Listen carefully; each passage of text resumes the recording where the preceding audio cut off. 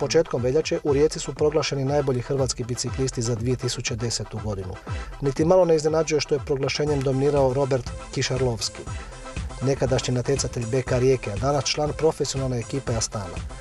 On je prošle godine ostvario sjajne rezultate u jednoj od najjačih cestovnih profesionalnih ekipa, talijanskom Liquigasu, a među ostalim plasirao se na 10. mjesto velikog Gira, što je jedan od najvećih rezultata hrvatskih biciklista uopće. Robert Kišarlovski proglašen je biciklistom godine za 2010. godinu, te najboljim cestovnim biciklistom u kategoriji Elite.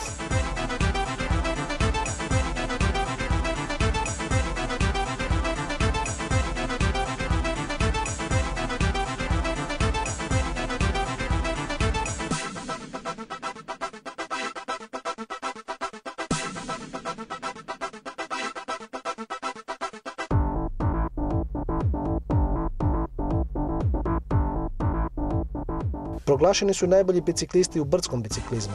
Đani Sinčić iz BGK Tuškanca proglašen je najboljim brdskim biciklistom za 2010. godinu u kategoriji Elite. Sa prošlom sezonom sam zadovoljan. Malo na državnom prvenstvu sam imao tehničkih problema, ali ostalo je bilo sve dobro.